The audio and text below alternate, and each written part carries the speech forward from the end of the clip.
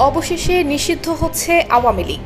গত ১৬ বছরে স্বৈরাচারের রাজত্ব কায়েম করা এই দল নিষিদ্ধের দাবিতে গত কয়েকদিন যাবৎ উত্তাল ছিল রাজপথ।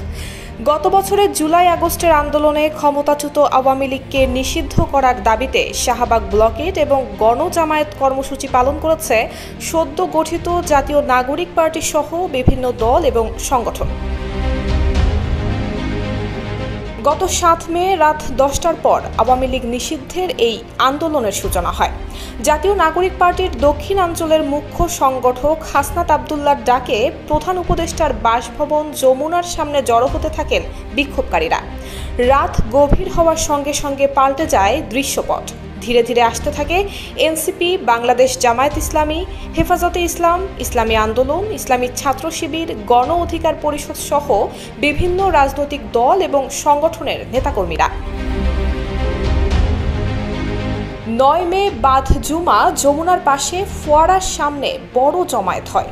ডাক আসে শাহবাগ ব্লকেটের। এদিন রাজধানীর উত্তরা সহ ঢাকার কিছু প্রবেশমুখে অবস্থান নেন আন্দোলনকারীরা। এমনকি দেশের বিভিন্ন বিভাগীয় শহর কিংবা জেলা উপজেলায়ও আন্দোলনের ঢেউ ছড়িয়ে পড়তে থাকে।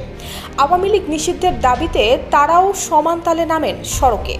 সিদ্ধান্ত না এলে এর মধ্যে ফের মার্চ টু ঢাকার হুঁশিয়ারি দিয়েছেন এনসিপির আহ্বায়ক নাহিদ ইসলাম। একই সঙ্গে ৩ দফা দাবিতে কর্মসূচি চালিয়ে যাওয়ার ঘোষণা দেয়া হয়। বিষয়টি গুরুত্বের সঙ্গে বিবেচনায় নিয়েছে জানিয়ে বিবৃতি দেয় অন্তর্বর্তী সরকার। প্রেস উইং থেকে পাঠানো বিবৃতির একাংশে বলা হয়, রাজনৈতিক সব দলের সঙ্গে এরই মধ্যে যোগাযোগ করেছে সরকার।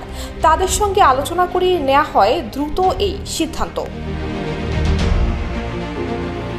বিগত ১৬ বছরের অনিয়ম, গণহত্যা, গুম খুন, নির্যাতন, অর্থ বাণিজ্য সহ মানবাধিকার লঙ্ঘনের মতো বিভিন্ন কাজে জড়িত থাকার অভিযোগ রয়েছে আওয়ামী লীগ সভানেত্রী শেখ হাসিনা এবং গুরুত্বপূর্ণ নেতাদের বিরুদ্ধে।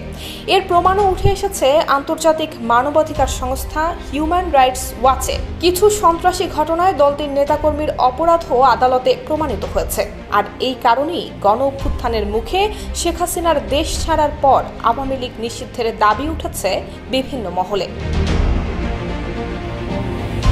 নুসরাত জাহান মেহেক, ঢাকা পোস্ট।